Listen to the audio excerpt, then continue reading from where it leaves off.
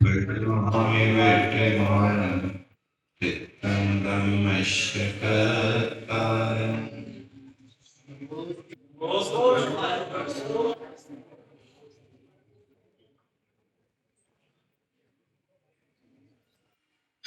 यहाँ पर साहित्य का पालन करने के लिए कुछ भावनाओं का भी उल्लेख आचार्य ने किया था।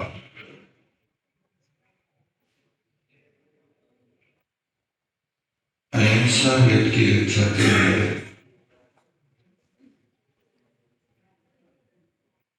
वचन और मन को कंट्रोल करना,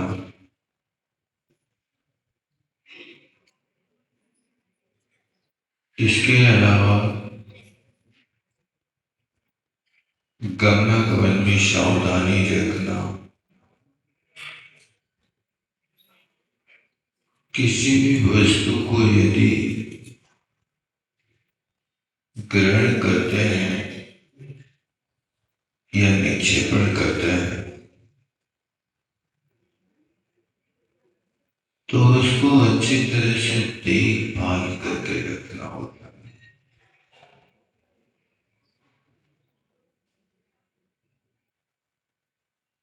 और भोजन पान में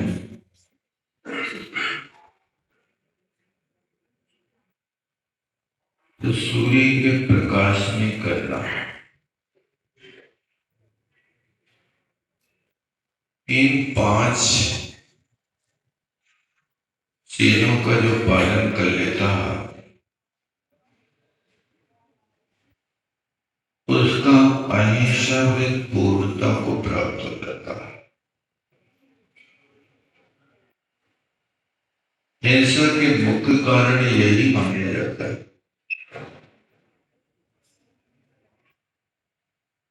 जब अहिंसा का पालन हो जाता है तो सत्यव्रत को पालन करने के लिए आचार्य ने कहा, आप चारित्र की शुद्धि चाहते हैं तो सत्यव्रत में 4 कारणों से दोष लगता है। क्रोध से, लोभ से, भय से और हंसी मजाक से।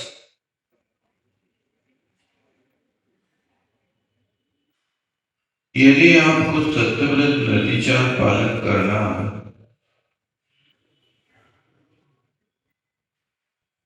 क्रोधी व्यक्ति प्राय करके झूठ ही बोलता है,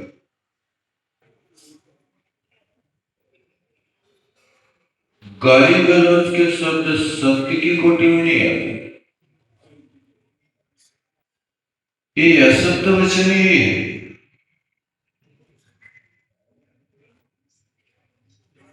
सत्यव्रत पालन करने वाला व्यक्ति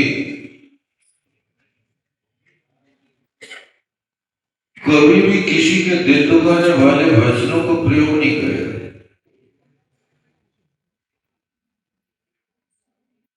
वो क्रोध के कारण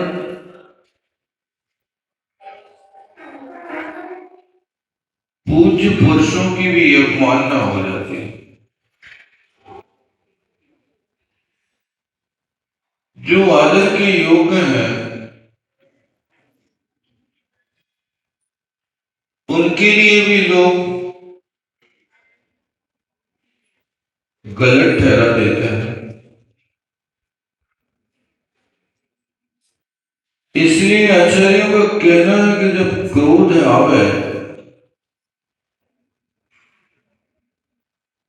तो मौन हो जाओ।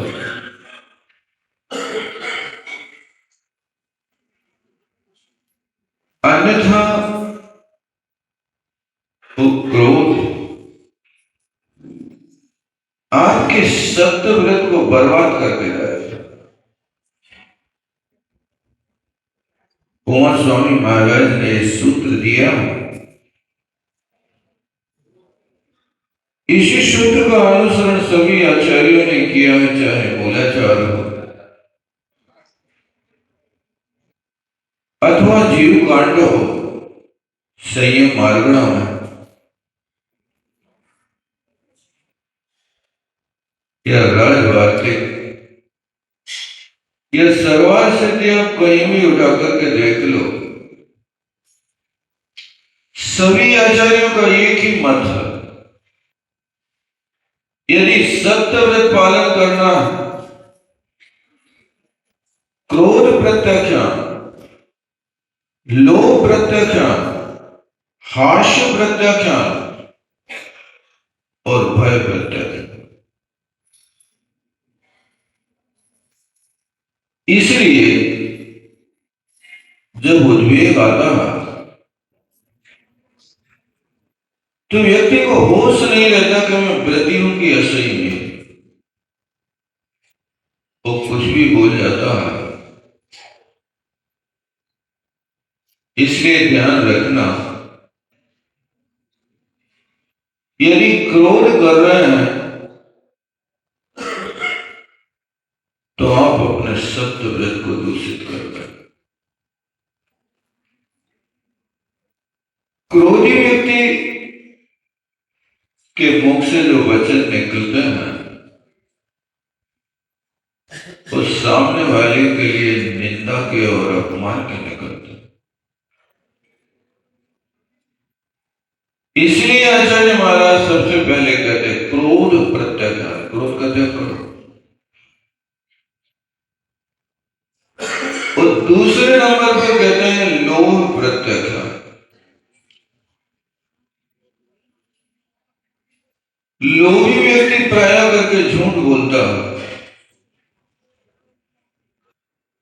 अपनी स्वार्थ सिद्धि करने के लिए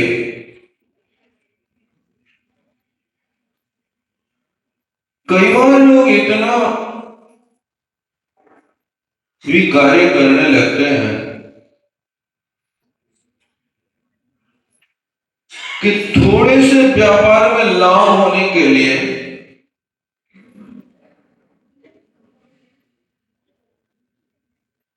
भगवान की कसम खाने लगते हैं, माता पिता की कसमें खाने लगते हैं।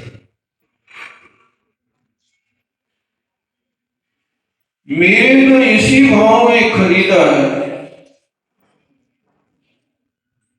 मैं इस कसम को खा के कह रहा हूं। यदि आप सत्य है तो कसम खाने की जरूरत नहीं।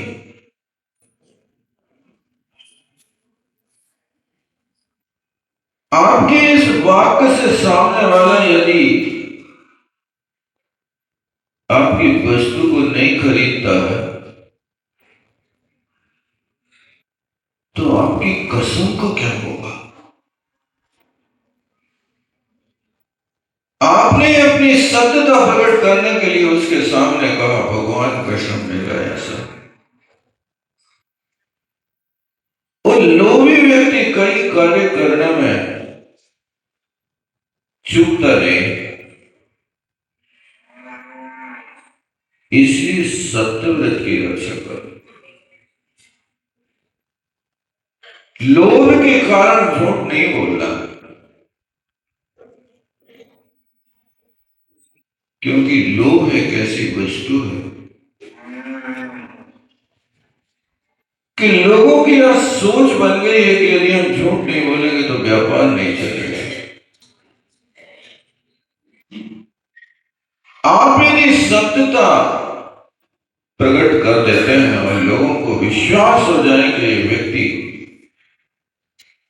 कभी गलत नहीं कर सकता,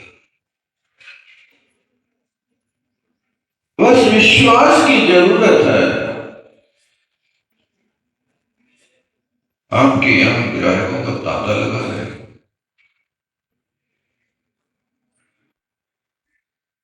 लेकिन आपके यहां होता है कि कोई बच्चा ग्राहक आता है तो उसके साथ अलग व्यवहार होता है, कोई बूढ़ा आता है तो अलग व्यवहार होता है। कोई जवान आता है तो अलग व्यवहार होता है, कोई गरीब आता है तो अलग व्यवहार होता है, कोई अमीर आता है तो अलग व्यवहार होता है। इससे लगता है कि आपकी सत्यता नहीं है। सत्यवादी व्यक्ति मेघों की तरह व्यवहार करता है, जैसे मेघ है, भी कहीं भी बरस जाते हैं, ना उनको पहाड़ों से मतलब है, ना खेतों से मतलब है, बस बरसना है। इसी तरह सत्यवादी व्यापार करना है, चाहे गरीब हो, चाहे बच्चा हो, चाहे अमीर हो, चाहे धनाढ्य हो, कोई मतलब नहीं। एक रेट, एक तौल, एक व्यवहार हर किसी के साथ। लेकिन वो लोभी व्यक्ति सोचता है कि हम झूठ बोल करके ज्यादा कमा लेंगे।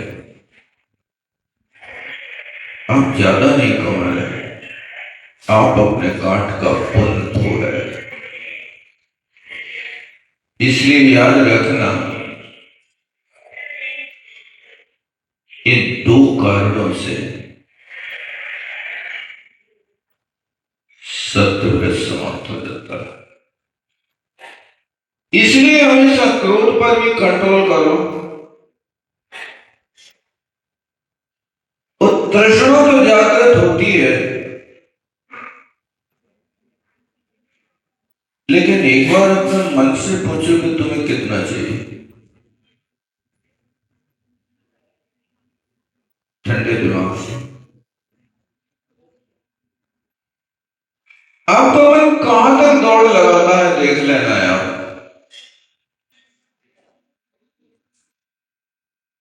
आप विचार कर लो कि यदि आपको 1 करोड़ रुपया वर्ष की प्रॉफिट होती है, तो इसमें संतोष हो जाएगा आपको कि नहीं?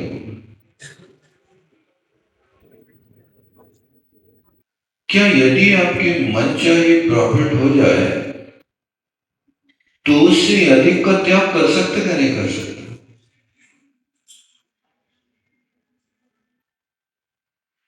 व्यक्ति के अंदर कभी संतोष नहीं आता। जितना आता है उससे और आगे बढ़ जाता है। आज 10 की चाह है, यदि 10 आ जाए तो कल 20 की चाह है, कल 20 आ जाए तो फिर 100 की चाह है, 100 आने पर हजार, हजार पर आने पर लाख, लाखों से फिर करोड़ों की भावना बनी रहती है। कई लोग आते हैं, महाराज आशीर्वाद दे दो, मेरा सर्विस का काल पूरा हो गया है, अब मैं क्या करूं, कौन सा व्यापार करूं? व्यापार करो। सरकार ने तो तुम्हारे लिए संन्यास आश्रम में जाने के लिए आदेश दिया है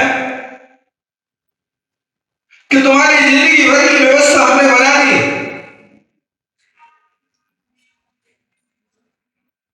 अभी तुम्हें इतना दिया कि खर्च तुम्हारा 10,000 रुपये महीने और 1,00,000 रुपये महीना तुम्हें दिया है, वो भी संग्रह तुमने किया है। इसके अलावा फिर तुम्हारे जीवन भर के लिए तो भी हम दे रहे हैं ना। उसके बाद भी तुम नई दुकान खोलने की सोच रहे, अब क्या करें? अब जब वहां से छुट्टी मिल गई तो तुम्हारे लिए तो धर्म ध्यान करने का अवसर है, लेकिन आगे और वृद्धि करते जा रहा है, और वृद्धि करते जा रहा है। बस एक पंक्ति याद रखना कि माल तो कोई साथ न चाले, माला चाले साथ, बुढ़ापे तोरी कोई ना पूछे बात। दुनिया का कोई माल तुम्हारे साथ जाने वाला नहीं है। साथ में जाएगी तो माला जाएगी, और वो माला भी लोग तुम्हारे हाथ से अंत में छीन लेंगे। उस माला के माध्यम से तुमने जो पुण्य अर्जन किया है वो तुम्हारे साथ जाएगा और कुछ भी नहीं जाएगा। इसलिए कोशिश करें कि लोभ कषाय के कारण लोग झूठ बोलते हैं, लेकिन इतना नहीं सोचते कि हमारे लिए जितना लाभांतराय कर्म का प्रयोजन है उतना ही तो मिलेगा। अंतराय कर्म की पांचों प्रकृतियां देश घाती हैं, उसमें सर्वघाती की व्यवस्था है।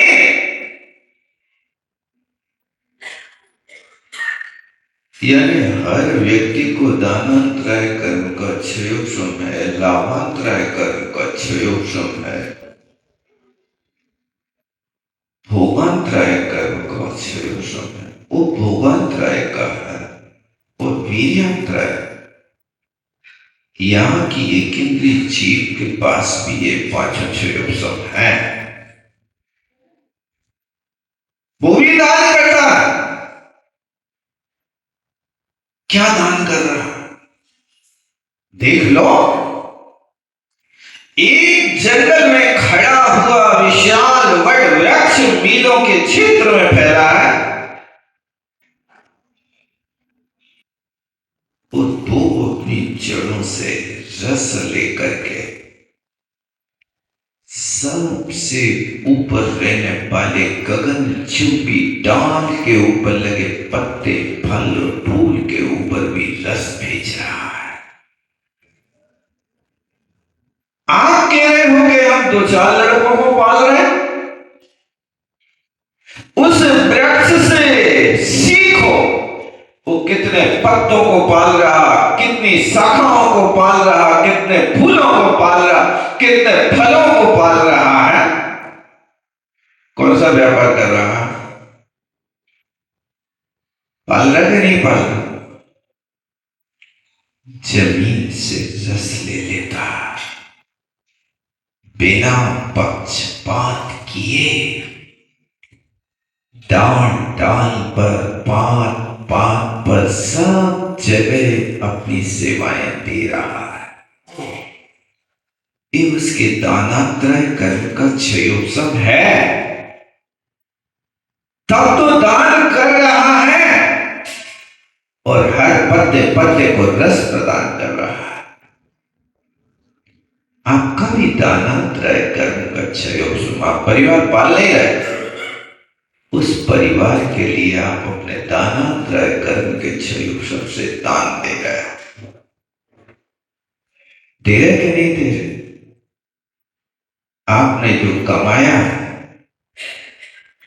बेटा को दे दिया, पत्नी को दे दिया, देने का नाम तो ये दान है। आप जितना उनको दे देते हो, भगवान को कितना देते हो बताओ? आप परिवार के लिए समान हिस्से करके दान दे रहे हो। यदि आप परमात्मा की बैंक में जमा करोगे, वहां दान करोगे, तो पर्वों में भुजा लोगे, और यहां जिनको दोगे वे सब खा पी के बरोबर काटेंगे। ये दानांतराय कर्म का क्षयोत्सव प्रत्येक व्यक्ति का है, दे रहा है, लेकिन बस ये नहीं समझ रहा है कि वो देना योग्य कहां पर है।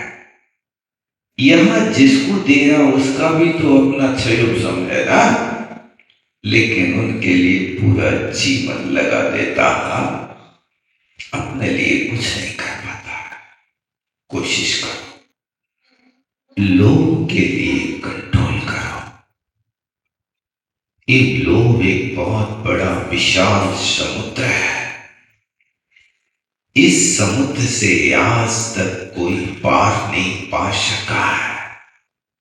आज तक कोई व्यक्ति संतोष को प्राप्त नहीं हुआ है।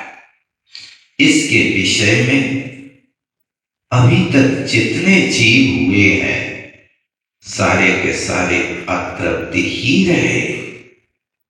भोजन, भार्या और भाग इन तीन चीजों से सारी दुनिया अतृप्त रही, आज तक कोई तृप्त नहीं हो सका।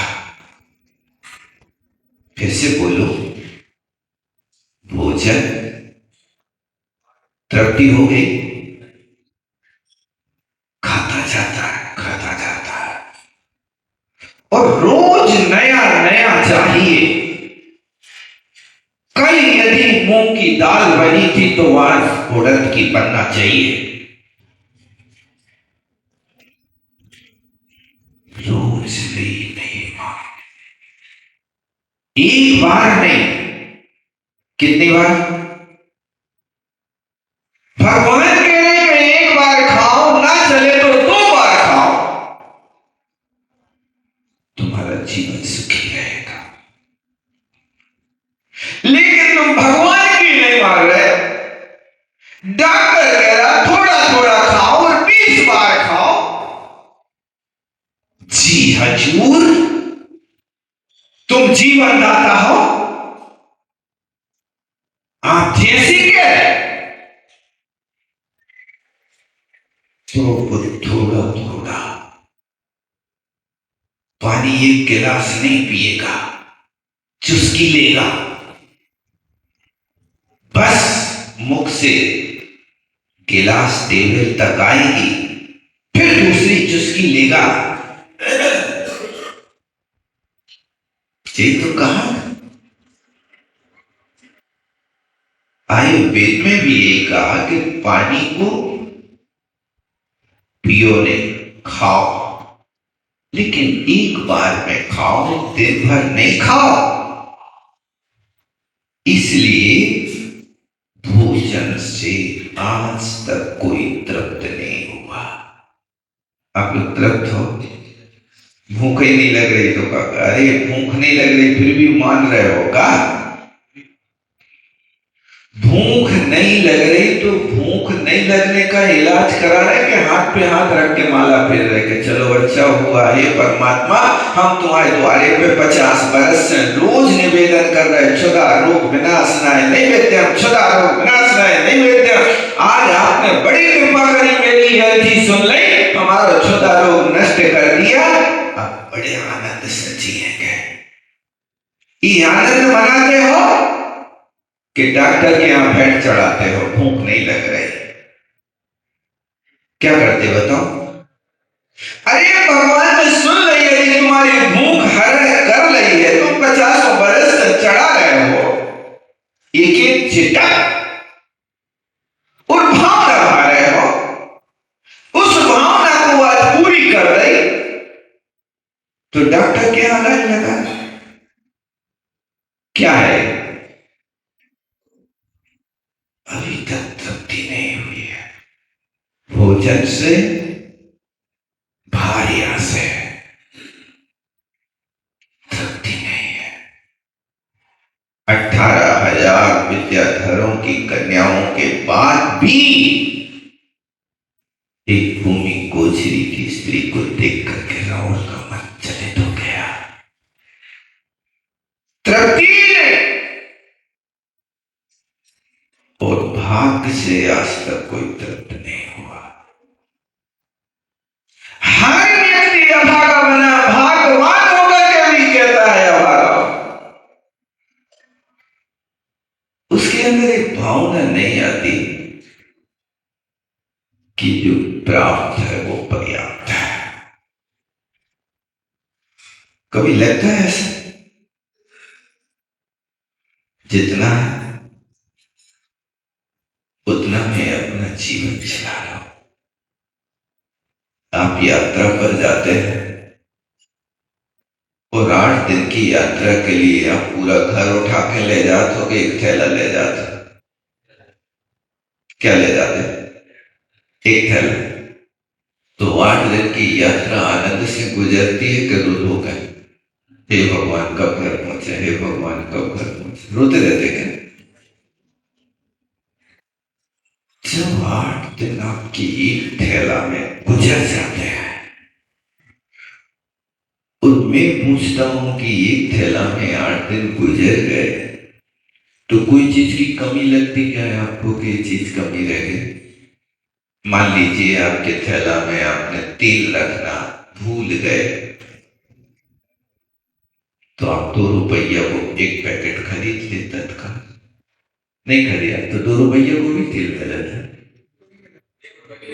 एक और मिला था। कमाल कर रही, एक नोट चले नहीं रहो फिर भी तेल मिल रहा आज के समय पे 5 के पास पाओ। बहुत अच्छा। यानी आप यात्रा एक थैला में कितने दिन की कर ले भाई साहब? बहुत ज्यादा हो तो ज्यादा भी एक ही थैला रहना, महीना 15 दिन की हो तो भी एक ही थैला तो ले जाओगे। कौन सा घर बांध के ले जाओगे? कोमटेश जा रहे हो, गिरनार जा रहे हो, लंबी यात्रा पे जा रहे हो, महीना 2 महीना के टूर पे जा रहे हो, तो उतने से गुजारा होता नहीं हो। जब आपकी इतने दिन एक थैला में गुजर गए तो जीवन के कितने दिन है भाई साहब? आधे दिन तो सोने में निकलने तुम्हें नहीं निकलने, अब आधे दिन है सो काम चला लेते आप। ये सोच यदि तुम्हारी घर पे रहते हुए भी हुए कि अपन को गुजारे तो करना, अपन मुसाफिर तो हैं, अभी कौन से यहाँ स्थायी वास है? मुसाफिर हो के नहीं, किराए के मकान में रह रहे कि अपने मकान में रह रहे? कोई नहीं बोल रहा हो, देखो सब कह रहे हम अपने मकान में, सब किराए के मकान में है, कोई का निजी मकान है ही नहीं। निजी मकान तो उनका है जो हमेशा आनंद लेते हैं, यहाँ पे बनावे, यहाँ पे खावे, खावत नहीं लगावे। एक योगी हसन बना हुआ है, एक योगी अपने ही मकान में रहता, लेकिन सारी दुनिया किराए के मकान में। पढ़ते चला लोग मुसाफिर हूं यारो, घर मेरा ठिकाना है, चलते ही जाना है, एक मुसाफिर तो है। तो तुम्हें बार बार जगह रहे, उठ जागे मुसाफिर भोर भई, अब रहने कहाँ जो सोवत है, जो सोवत है सो खोवत है, जो जागत है सो पावत है। मुसाफिर है भैया। आयु रूपी किराया जब तक तुमने दिया है तब तक इस शरीर में रह रहे हो। और जिस दिन आयु रूपी किराया तुम्हारा पूरा होगा उस दिन 4 लोग मिलकर के तुम नहीं निकलना चाहोगे तो भी निकाल के बाहर कर देंगे, नहीं कर देते। आयु रूपी किराया पूरा होने के बाद कौन व्यक्ति संभाल करके रखता? थोड़े दिन तो रखे रहो, महीना 2 महीना तो रखे, रखता कोई? सारे के सारे लोग जितने प्यार करते थे वे सब कहते जल्दी करो, जल्दी करो।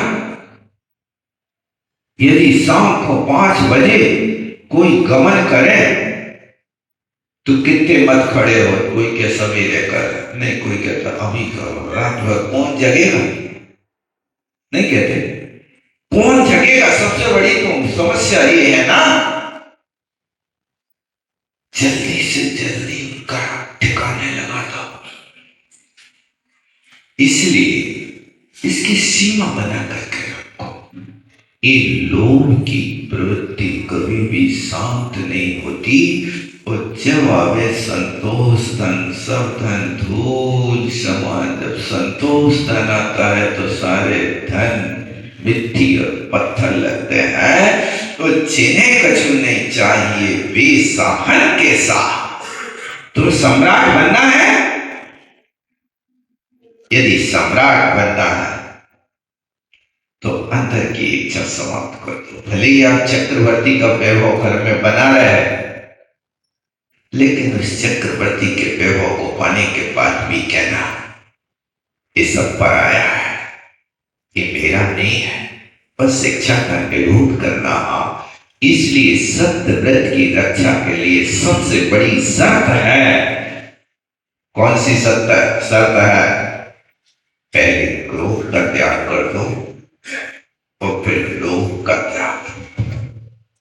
जब तक लोभ है तब तक सत्य व्रत फल नहीं रहा है इस भूमिका के अंतर्गत। इसलिए क्रोध, लोभ और तीसरी बात हास्य, हंसी मजाक की बातें प्रायः झूठी ही होती हैं, ये सत्य नहीं होती हैं।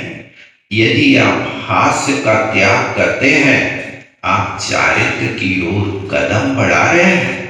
इसलिए आप कोशिश करो, कोई भी व्यक्ति की हंसी मजाक नहीं करो। प्रसन्न तो रहो, लेकिन ऐसी मजाक नहीं करो, ऐसी मजाक नहीं करो कि जो मजाक एक इतिहास बना दे। एक मजाक की बात तो थी देवर और भाभी की, कि देवर के लिए भाभी ने मजाक में यही तो कहा था, अंधों के अंधे होते हैं। नहीं कहा था। भाभी ने नेमिनाथ से यही तो कहा था, जाम बनती रहे, कि तुम जानते नहीं हो मैं 3 खंड के अधिपति की पटरानी और तुम मुझे नौकरानी बना रहे हो। यदि तुम्हें कपड़े निचोड़ने की कोई आवश्यकता पड़ती है तो क्यों नहीं विवाह कर लेते। ये शब्द मजाक के थे, हास्य के थे।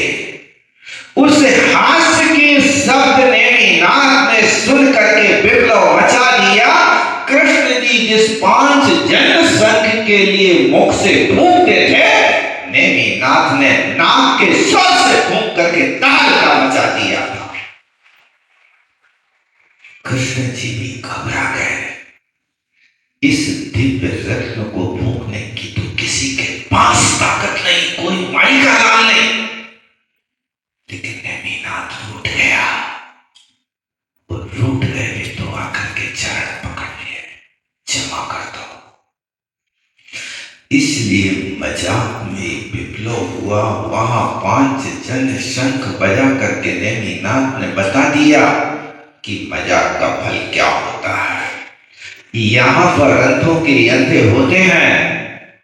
इस बात को मजाक के शब्द बोल करके बता दिए कि मजाक का फल क्या होता है।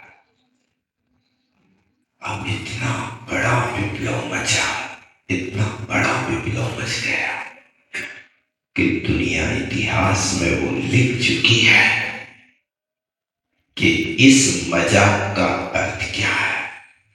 इसलिए मजाकिया नहीं बनो। मजाकिया बनने वाले यदि चारित्रवान वाले भी हैं, तो भी मजाक करने वाला व्यक्ति यदि देवायु का बंद करे तो गंधर्वों में उत्पन्न होता है, अच्छी जाति के देवों में नहीं होता। वो वहां जाकर के भी मजाक ही करता रहता है। कई लोगों के लक्ष्य होते हैं हंसना और हंसाना, तो ऐसी चुटकी लेते हैं, ऐसी कोई पुड़िया छोड़ते हैं जिस पुड़िया से लोग खिलखिलाओ होते हैं। ठीक है, प्रसन्न रखना, लेकिन दूसरे तरीके से भी करना। इसलिए सत्य व्रत में दोष लगते हैं तो एक कारण हंसी भी है। आप जब कभी भी हंसी का मन होवे तो वहां द्रौपदी को और यहाँ जामवंती को, इन दोनों को सामने रख लेना, चित्र बना करके सामने रख लेना कि मजाक का फल क्या हुआ था। इसलिए ये झूठी ही होती है, इससे बचने की कोशिश करना। हास्य और फिर इसके बाद में भीरू, भय जो होता है, भयभीत व्यक्ति भी प्रायः असत्य बोलते हैं, भय के कारण असत्य बोलते हैं। लेकिन सम्यक दृष्टि साफ भयों से मुक्त हुआ करता है। जहां पर कोई प्रकार का गलत रास्ता नहीं है तो भय की क्या बात हुआ करती है। इस तरह से निर्भय होकर के जीवन का याचन करना, सत्य व्रत को यदि तुम्हें पालन करना है, चारित्र की ओर कदम बढ़ाना है, अपने आचरण को निर्मल बनाना है, तो ये चार चीजें अच्छी तरह से नोट करके रखना। कहां पर नोट करना? अपने हृदय स्थल पर। क्रोध से सत्य खत्म होता है, लोभ से सत्य व्रत खत्म होता है। जब कभी दुकानदारी में आप बैठो, उस समय याद रखना, लोभ से असत्य होता, लोभ से असत्य होता। हम अपना व्यापार करेंगे तो सत्य के माध्यम से ही करेंगे। ऐसा आपके अंदर दृढ़ विश्वास हो जाए तो आपके लिए फिर सोचना नहीं पड़ेगा कि हमारी दुकान कैसे चलेगी। ऐसे ऐसे सत्यवादी लोग हुए हैं कि जिनने एक वचन कहकर के ही अपने जीवन का निर्वाह किया है। आपका भी हो सकता है, क्योंकि आप यदि अपने भाग्य के ऊपर विश्वास करते हैं, विश्वास करके तो देखो, जो लिखा है वही मिलेगा। क्योंकि जो भी लाभ होता है ये पूर्व में आप कर्म करके आए हो, उसका वर्तमान में आवाधा काल पूर्ण होने पर ही मिलेगा। जब तक आवाधा काल पूरा नहीं होगा तब तक वो फल कर्म अपना फल प्रदान नहीं करेगा। ये तो नियम है। कर्म सिद्धांत को यदि आप लोग समझने लगेंगे तो वास्तव में फिर बड़ा संतोष का जीवन होगा। आप थोड़ा संतोष अपनाने की कोशिश करो। जिंदगी की भाग दौड़ की जो हमेशा का भाव है उसको थोड़ा कम करने की कोशिश करो। और फिर इसके बाद में हास्य, बस प्रसन्न रहो, लेकिन दूसरों के ऊपर हंसने की, दूसरों की खिल्ली उड़ाने की कोशिश मत करो। वर्तमान में उस व्यक्ति की जो भी स्थिति है, उस स्थिति को देख करके आप यदि हंसी उड़ाते हैं तो ये ठीक नहीं। क्योंकि कर्म की व्यवस्था कब करोड़पति रोड़पति बन जाए और कब रोड़पति करोड़पति बन जाए, ये तो भाग्य की बात है। इसलिए किसी पर हंसना नहीं और भय मोक्ष मार्ग में हमेशा निर्भय रहना। ये चार चीजों से सत्य व्रत समाप्त होता है। लेकिन एक पांचवी चीज है जिसको आगम के अनुकूल बोलना। जैसा कहा, जितनी मात्रा में कहा उतनी मात्रा में बोलना। किन से बोलना ये भी ध्यान रखना।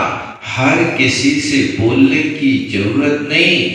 आर्य पुरुषों से बोलना और आर्य पुरुषों से भी हित मित प्रिय वचन बोलना, ये सत्य व्रत की शर्त है। इसको भाषा समिति कहा जाता है। इसमें हमेशा हित मित और प्रिय, हित माने सबका कल्याण हो, आपके वचनों के माध्यम से किसी को कष्ट ना हो जाए, ये हितकारी होना चाहिए।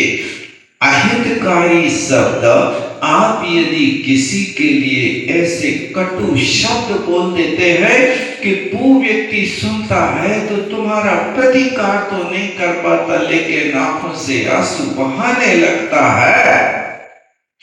ये कटु शब्द अंदर लगे हैं और आपने उनके दिल को दुखाया है। इसलिए कभी किसी के साथ भी ऐसे शब्द नहीं बोलना। आप कभी कभी चुंझलाहट में किसी बच्चे से या पत्नी से कहने लगते हो, मेरी बात बिल्कुल नहीं सुनता। सुनाना क्यों चाहते हो बेटा? स्वयं सेवक बनने की कोशिश करो ना। लेकिन हम बन नहीं पाते हैं। हम दूसरों पे आदेश चलाते हैं। जो सबसे ज्यादा कष्टप्रद हुआ करता, तो आगम के अनुकूल ही बोलना, उससे विपरीत नहीं बोलना। अब आगम का अध्ययन करना कि कैसे बोले, कैसे बैठे, कैसे चले, कैसे खाए, कैसे सोए, कैसे क्या क्रिया करें, ये आगम के अध्ययन की आवश्यकता है। ये 8 बातें हैं, इनको समय पा करके करेंगे। बोलो आचार्य गुरु रविदास जवानी की